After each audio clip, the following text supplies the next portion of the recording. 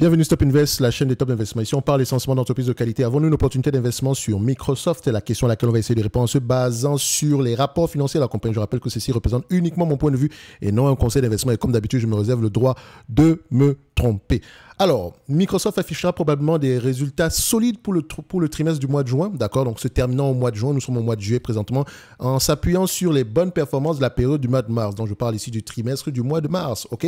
Donc, la société a clôturé le troisième trimestre, donc son exercice fiscal se termine le 30 du mois de juin, donc Microsoft, quand elle va publier ses résultats financiers demain, 30 juillet 2024, on aura à peu près les résultats annuels de l'année 2024, terminés le 30 du mois de juin, avec un chiffre d'affaires en hausse. Donc, d'une année sur l'autre, les ventes nettes, d'accord? Donc, les ventes nettes trimestrielles ont augmenté de 17%, passant de 52,9 milliards à 61,9 milliards. Je rappelle ici qu'on parle du troisième trimestre. Il est probable que cette tendance se poursuive, même si elle n'est pas aussi forte. Donc, les ventes du trimestre de juin pourraient avoir augmenté de 15% d'une année sur l'autre, donc par rapport à l'année précédente. De plus, il est probable que le trimestre de juin reflètera une croissance tirée par la vigueur continue du cloud.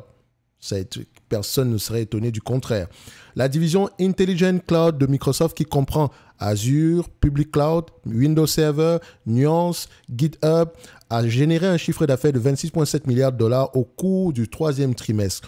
Donc, les perspectives sont prometteuses. Les perspectives sont bonnes de manière quand on... Enfin, qu'est-ce que je raconte ici? Je voulais mettre ici prometteur, j'ai mis bonne, bon, bref, c'est la même chose, d'accord? Donc, les prévisions tablent sur une croissance continue de la part du géant technologique avec des contributions significatives d'Azure et de la transformation en matière d'intelligence artificielle. Au cours du troisième trimestre, le nombre de clients Azure AI ou AI, comme vous voulez, a considérablement augmenté. À la fin du mois de mars, Azure Arc comptait 33 000 clients et ce chiffre a vraisemblablement augmenté. Le nombre de contrats Azure a augmenté de manière significative au cours du troisième trimestre avec des engagements pluriannuels d'1 milliard de dollars de la part d'organisations telles que de Coca-Cola Company. En outre, Microsoft Copilot et Copilot Stack sont à l'origine d'une nouvelle ère de transformation de l'IA. Au cours du trimestre de mars, Azure a gagné une part de marché substantielle car les clients ont utilisé les plateformes et les outils de Microsoft pour développer leurs propres solutions d'IA ou bien DA, c'est comme vous voulez, intelligence artificielle, ok? Que ce soit AI ou bien IA, voilà, vous allez comprendre que c'est soit artificial intelligence, soit intelligent artificial, si vous voulez. Excusez-moi. Soit artificial intelligence en anglais, soit intelligence artificielle en français, ok? En continuant à intégrer l'IA à toutes les couches de l'entreprise, Microsoft gagne de nouveaux clients et améliore son efficacité. Donc, les dépenses d'investissement devraient augmenter. Vous avez à peu près vu dernièrement avec Google, c'est la même tendance, ok? La direction a noté que la demande en matière d'IA a tendance à dépasser la capacité disponible. Et donc, pour répondre à ce besoin, des investissements devront être réalisés dans l'infrastructure cloud et l'infrastructure d'IA. Ce qui veut dire quoi? Conclusion, voilà, vous avez tous compris, merci Nvidia. Voilà, donc, du point de vue quantitatif, qu'est-ce que ça donne? Alors, je vais aller directement au niveau de... Enfin, quand je dis directement, je vais quand même faire un tour d'horizon. Croissance des revenus, blablabla, merci. Stabilité, croissance, le volume de croissance ici des revenus, c'est très, très bien, mais toujours comparer la croissance des revenus, le volume de croissance des revenus avec le volume de croissance des bénéfices. C'est pas parce qu'on a une croissance ici des revenus de 13% qu'on aura une croissance des bénéfices de 13%. Parfois, on peut avoir une croissance des bénéfices bien plus élevée que ça, ou bien moins élevée que ça. Ensuite, marge brute, ici, on a une marge brute de manière générale qui est de décroissante, de manière générale, mais vous pouvez le voir ici, attention, c'est pas la même entité entre 2010 et aujourd'hui. Et si vous constatez qu'à partir de 2016, on a une les marges brutes augmentent à nouveau. Donc depuis 2016, ici, les marges brutes ont recommencé à augmenter, mais vous allez remarquer que les marges EBITDA sont plutôt croissantes, sont à des niveaux bien plus élevés que ce qu'on a connu précédemment. Donc même quand on avait des marges de 80%, on n'avait pas des niveaux de EBITDA de 53%. Alors qu'aujourd'hui, avec des marges bien moins élevées, on a des marges EBITDA bien plus élevées. Ça veut dire quoi? Ça veut dire ici que l'entreprise devient de plus en plus efficiente. On investit moins, on dépense moins on dépense moins ici en dépenses opérationnelles. OK? Donc, Ça peut être la recherche et le développement qui reste à peu près au même niveau. Ça peut être la dépense en marketing ici qui est plutôt stable. Ça peut également être ici les dépenses en termes de les salaires qui sont le volume de salaire à peu près stable alors que le revenu continue à augmenter. OK? On ne peut pas sous-entendre ici que parce que les marges brutes ont diminué, qu'on aura à peu près des marges EBITDA qui diminuent. Non, il faut toujours comparer les deux. Et ce n'est pas terminé parce qu'il faut également regarder en termes de marge au niveau des bénéfices nets. On remarque que c'est à peu près la même tendance. OK? Si on compare les net income et les free cash flow, histoire de voir si les deux parlent le même langage, on voit ici que les deux parlent le même langage. Même si les bénéfices nets sont plus élevés en date d'aujourd'hui, ça peut être temporaire, mais grosso modo, free cash flow et net income vont dans le même sens. OK? C'est le propre même des entreprises qualitatives. Donc, ce qui veut dire ici que est-ce que l'entreprise rachète ses actions? On regarde ici, le nombre d'actions diminue. Parfait. Vous n'avez pas vu d'augmentation d'actions ici. On rachète des actions. Et c'est encore mieux si les actions sont sous-évaluées. Pour le moment ici, je pense que le prix de Microsoft vous montre que c'était une bonne idée de le faire depuis longtemps. OK? Ensuite, on regarde ici dette net sur EBITDA. Dette net ici, et voilà, Microsoft n'a pas de dette. On va le dire comme ça. Microsoft n'a pas de dette. La croissance attend... Enfin, quand je dis, excusez-moi, on a une dette de 26 milliards. Et la raison pour laquelle je dis qu'on n'a pas de dette, c'est tout simplement parce que 26 milliards de dette nette, 86 milliards de bénéfices nets. Qu'est-ce que vous voulez? Est-ce que ça vaut la peine de prendre en considération la dette ici? Bien sûr que non. Ici, le retour sur capital investi est bien plus élevé que ça. Comme je l'ai toujours dit, le ROIC, la façon dont on le calcule ici, je pense qu'on pourrait encore l'ajuster. Et donc, quand on voit du 27%, on pourrait avoir quelque chose de bien plus élevé que ça. Et on aime ça. C'est déjà assez correct. Donc, maintenant, du point de vue évaluation, qu'est-ce que ça donne? Oh, mon plus grand regret, ça a toujours été d'avoir raté Microsoft. Enfin, d'avoir raté Microsoft entre parenthèses, parce qu'en réalité, à un moment donné, on savait qu'il était correctement évalué. On a fait plusieurs vidéos sur Microsoft ici, si je ne me trompe pas. On va faire Microsoft. OK. Voilà, correctement évalué dernièrement. À 25, à ce prix-ci, on l'a acheté. Voilà, ça prenait en considération une certaine croissance, mais voilà, on ne surpayait, pas qu'on ne surpayait pas, mais on acceptait payer un juste prix. D'accord? Le 21 mai 2024. OK? Maintenant, qu'est-ce que ça va nous donner? Alors là, on va directement au niveau de l'évaluation. Déjà, à partir d'ici, vous comprenez bien que Microsoft fait partie de nos watchlists. Et quand on l'ajoute dans la watchlist, donc ce qui veut dire ici que du point de vue évaluation, ça va nous donner quoi? Je la paye à 25 fois les bénéfices. Et vous savez pourquoi, retourner sur les anciennes vidéos. Maintenant, c'est une entreprise qui a des bénéfices assez prévisibles. Également, on l'a déjà fait plusieurs fois sur cette chaîne. OK, retournez également sur les anciennes vidéos. Donc, les analystes attendent à peu près à du 114 milliards ici, 114,37. Donc, je prends 114,37. On me demande de payer en date d'aujourd'hui 3166 milliards, un business qui pourrait me rapporter 114 milliards,37 par an. À partir de 2026, bien sûr. Donc, ça donne à peu près un rendement sur coût d'acquisition. OK. Je mets 3169 ici. Non, je vais mettre 3170, disais pas 31,70. Ça donne à peu près un rendement sur coût de 3,6%. Et donc, vous pouvez voir ici que quand je prends en considération le calcul, donc à 25 fois les bénéfices attendus en 2026, donc j'ai été assez gentil, on a extrapolé un tout petit peu la croissance ici, d'accord? On arrive à peu près à une valorisation globale de 2,8 trillions. Divisé par le nombre d'actions actuelles, est-ce que ça vaut la peine de dire que pour moi, je considère Microsoft à la limite, je dis bien à la limite, correctement évalué? On ne va pas chipoter ici, on va rester tranquille, on va se dire, OK, Microsoft pourrait être correctement évalué. OK? 382 à 427, on a une variation ici de combien? 10%. Voilà. Donc, on va se dire ici que l'entreprise est correctement évaluée au prix actuel. Ce qui veut dire quoi? Si j'achète du Microsoft ici aujourd'hui, il faut absolument que les multiples de valorisation restent au-dessus de 30 fois les bénéfices jusqu'en 2026. Parce que si c'est le cas, le prix pourrait être exceptionnellement élevé. Imaginez 114 ici, 0,7 fois 30 fois les bénéfices, ce que je n'ai pas envie de payer, d'accord? Divisé par le nombre d'actions aux alentours ici de combien? Qu'est-ce qu'on a comme nombre d'actions? 7,47 en date d'aujourd'hui. Ça donne à peu près 460. Il faut que je prie qu'on reste au-dessus de 30 pour espérer gagner un tout petit peu plus.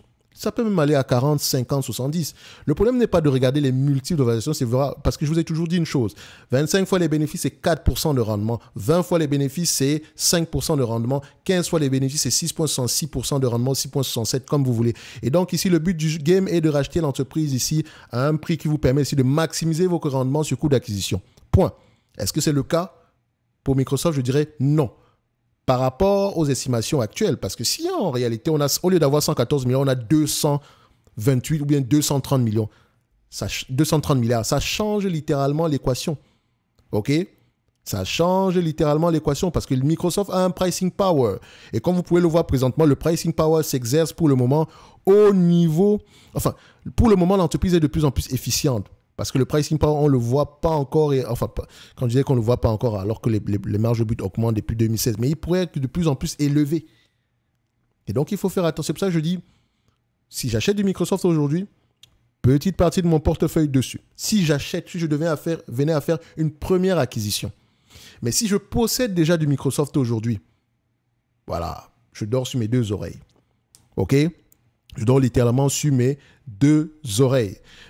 Maintenant, certaines personnes veulent savoir, est-ce que le dividende va continuer à croître, etc. C'est une évidence. Est-ce que ça vaut la peine d'en parler? Parce que techniquement, en date d'aujourd'hui, c'est une entreprise qui vous verse la totalité des dividendes ici, la totalité des bénéfices nets ici, ou bien les free cash flow en dividendes. Vous obtenez, vu que free cash flow égale ici bénéfice net, vous obtenez à peu près un rendement supérieur à 2,5% par là. OK? Si on regarde ici le yield, où est-ce qu'il est? Où est-ce que j'ai ça? Market cap. Non, ça c'est free cash flow, bénéfice net. Bon, c'est pas plus grave que ça. Prenons ceci. Voilà. On a quelque chose de supérieur à 2% par rapport au free cash flow, alors qu'on paye à peu près 0,70 ici. Donc, ils vont dire non, c'est petit. Non, c'est pas une affaire de que c'est petit. La façon dont il faut regarder ces affaires-là, c'est ceci. Regardez, certaines personnes ont payé du Microsoft à 20 fois les bénéfices. C'est-à-dire qu'ils ont acheté Microsoft à un rendement de 5%. D'autres personnes l'ont eu aux alentours de 15 fois les bénéfices avec un rendement de 6% à cette période-là. Aujourd'hui, les bénéfices nets sont bien plus élevés.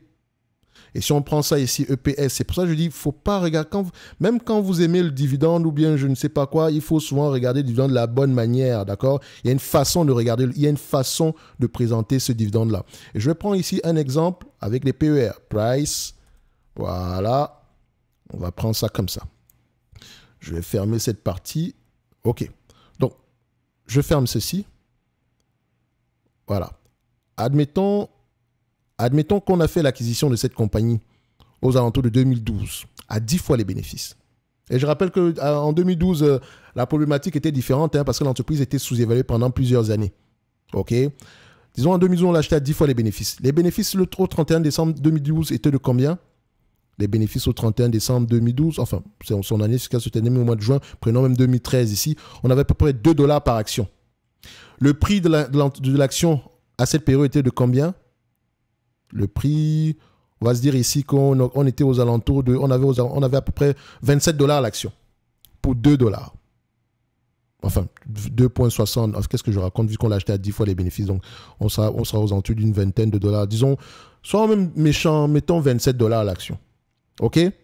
Aujourd'hui, j'ai acheté mon entreprise à $27 l'action quand l'entreprise cotait aux alentours de 10 fois les bénéfices. OK?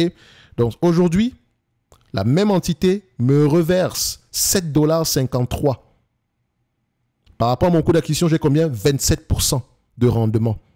Pourtant, quelqu'un qui va l'acheter en date d'aujourd'hui aura à peu près aux alentours de 2 à 3% de rendement sur coût d'acquisition. Et si on arrive à peu près à générer, disons, les bénéfices nets attendus en 2026, d'accord? On avait à peu près combien d'actions ici? 7,47. Ça donne à peu près $15 l'action en 2026. Rappelez-vous, je l'ai acheté à combien? 27 l'action en 2012-2013. Et ça me donne un rendement sur coût de combien? 57%. Avant de vendre vos actions, posez-vous la question de savoir si vos rendements sur coût d'acquisition sont assez élevés pour justifier ici, pour à peu près vous aider, enfin pas pour justifier, mais avant de revendre vos actions, posez-vous toujours cette question.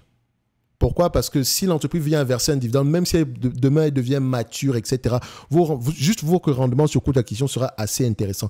Et tôt ou tard, l'entreprise aura tendance à reverser de plus en plus de dividendes. C'est une évidence. OK? C'est une évidence. Et donc, quand on dit que Microsoft verse un dividende, il y a beaucoup d'entreprises qui sont capables de verser des dividendes aujourd'hui qui n'en versent juste pas du tout. OK? Je pense littéralement à AutoZone. AutoZone pourrait reverser un dividende. Donc, voici une entreprise qui verse un dividende. Mais le dividende ici, théoriquement, elle verse 0. Mais en réalité, si on regarde le shareholder yield, OK, shareholder yield, donc si on prend en considération le buyback, c'est une entreprise qui reverse chaque année aux alentours de 5% en moyenne. Je dis bien 5%. 5%. Ça affiché 0. Le jour où elle va décider de reverser tout ce qu'elle réserve ici en dividende, tout ce qu'elle a tendance ici à réserver pour le rachat d'actions ici, la somme en question, si elle décide de juste verser un dividende, vous allez voir que le dividende va, boum, du jour au lendemain, vous allez voir du 5%. Pourtant, c'est déjà visible. Donc, les amis, même quand vous voulez investir dans les dividendes ou je ne sais pas quoi, il faut apprendre à regarder les entreprises pour ce qu'elles sont réellement, c'est-à-dire des entités génératrices d'abord de free cash flow. D'abord. Et à partir de ce moment-là, posez-vous la question de savoir si mon rendement sur coût d'acquisition est assez élevé. Et à la fin, vous pouvez regarder ce dividende-là. Parce qu'il aura tendance à croire que c'est une évidence. Même si il faut également que le business model soit également durable à long terme. OK? Donc, quand on regarde également du BTI, l'entité que tout le monde a tendance à fuir parce que le tabac, on s'arrête de consommer du tabac, les volumes diminuent, blablabla, blablabla. Cette compagnie, vous allez être surpris. Ah! Je n'avais même pas vu. Je crie alors que c'est juste du 10% en moyenne. Ça, c'est rien d'exceptionnel. C'est une entité qui pourrait aller au-dessus des 45 $ à l'action. N'est-ce pas? C'est une... Je n'aime pas parler d'évidence, mais c'est normal. C'est logique. D'accord? C'est assez logique.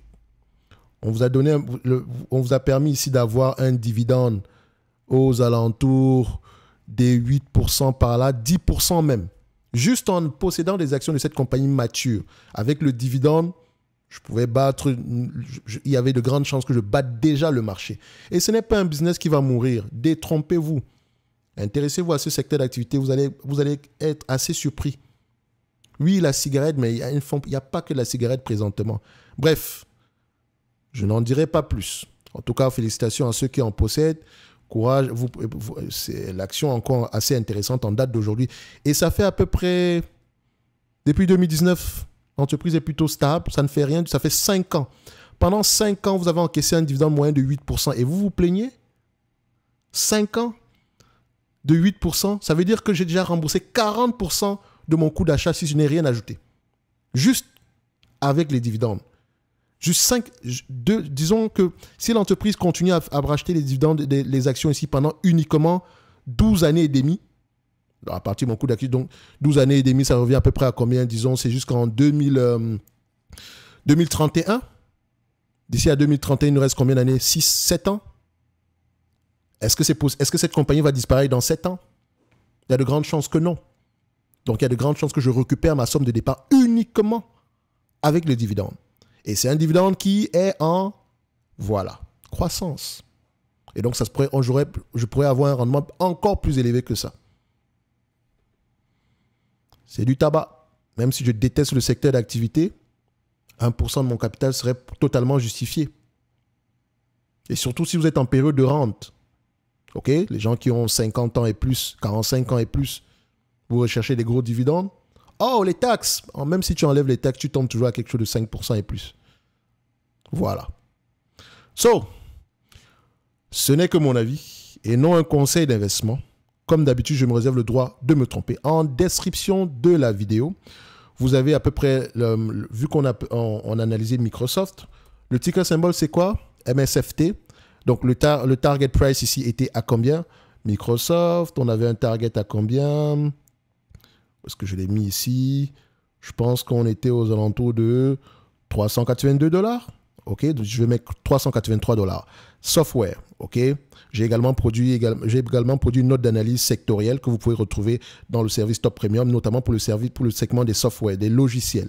OK, pour vous aider à peu près à comprendre ce qui se passe dans le secteur d'activité en date d'aujourd'hui. Quelles sont les opportunités et les dangers à court terme.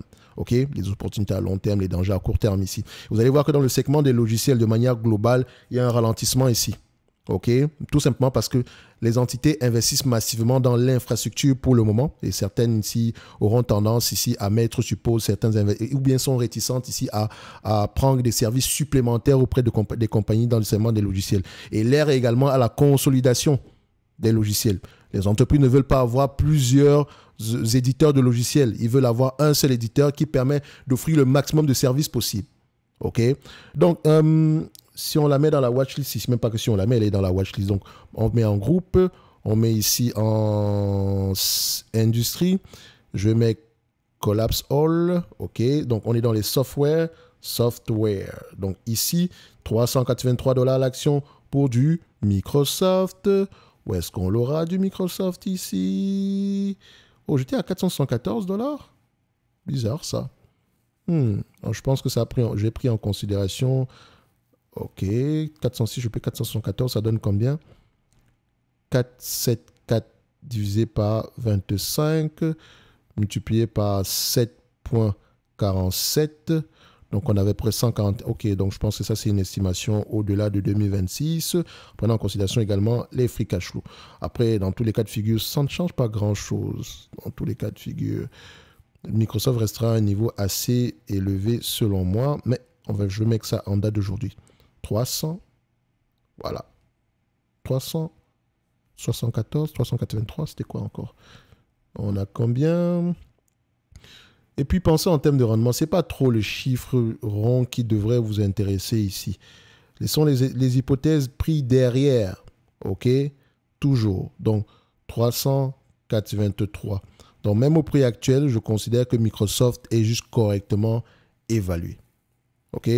Correctement évalué. Ceci n'est que mon avis et non un conseil d'investissement. Donc, la watchlist, je l'ai mise à jour. Et donc, si vous y avez accès, vous ne me demanderez plus, oh, c'est quoi le top 5 dans tout machin truc? Ben, vous l'avez directement devant vous et vous pouvez vous débrouiller ici en termes d'analyse qualitative. Vous n'avez pas fait une analyse qualitative, lire un rapport financier. Vous avez tout ça également en description de la vidéo dans le pack du débutant. Comment lire les rapports financiers, comment analyser les états financiers, ainsi qu'un exemple ici avec comment analyser une rate, une analyse secteur, comment analyser un secteur d'activité bien particulier, comment analyser une industrie bien particulière, avec des questions bien spécifiques à cette industrie-là, parce que toutes les industries ne s'analysent pas de la même façon. Je n'aimerais pas dire tous les secteurs d'activité. Il y a 11 secteurs d'activité, mais en termes d'industrie, il y a une cinquantaine d'industries et plus. OK? Et donc ici, c'est essentiellement le questionnement. Quelles sont les questions à poser quand j'ai une rate devant moi, par où je commence? OK? Et la lecture des rapports financiers va vous aider. La lecture des états financiers va vous aider parce que vous allez essentiellement faire ce travail-là avec la rate. Donc, c'est une partie ici du programme d'accompagnement que vous avez également en description de la vidéo, que j'ai appelé l'accélérateur pratico-pratique. Donc, chacun de ces modules vient avec ici une masterclass. La masterclass est essentiellement appliquer dans le monde réel ce qu'on a appris dans les modules. Avec chacun des modules, c'est essentiellement des vidéos. OK? Vidéos essentiellement en majorité, très peu de PDF. OK? Donc les PDF, vraiment, ce sont les checklists. D'accord? Vous l'avez pour le pack du débutant. En description également de la vidéo, vous avez à peu près le programme d'accompagnement ainsi que le service Top Premium. Et nous, on se donne rendez-vous sur la prochaine vidéo.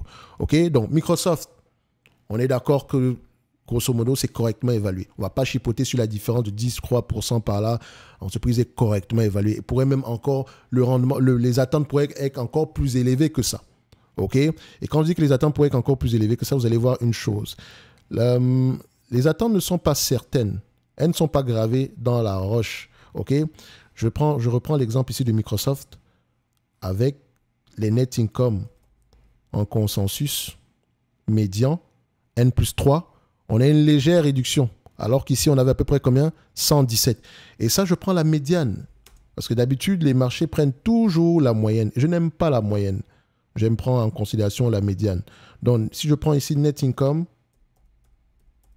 OK, consensus average, ici, normalize, N3, on a un chiffre à 1,15 en moyenne. OK? Je préfère prendre la médiane ici et encore, c'est même normalisé. D'accord? Donc, si on met net income ici sans la normalisation, net income, est-ce que j'ai ça pour l'estimation des analystes? Net common. Bon, après, c'est pas plus grave que ça. Ici, voilà. Je l'ai ici. Consensus average, net income, selon le gap. OK. N3. On a également 3,15. OK. Alors qu'ici, en average, on peut voir la même somme. Hein? Donc, c'est correct. Dans tous les cas de figure. Bref, privilégiez la médiane. Après, si vous n'avez pas de médiane, vous prenez la moyenne parce que dans tous les cas de figure, l'essentiel, c'est de voir si on est optimiste ou pessimiste. Et maintenant, dépendamment de la lecture des rapports financiers ici que vous aurez, vous pourrez avoir tendance, ça vous permettra ici de renforcer vos convictions ou pas du tout. OK?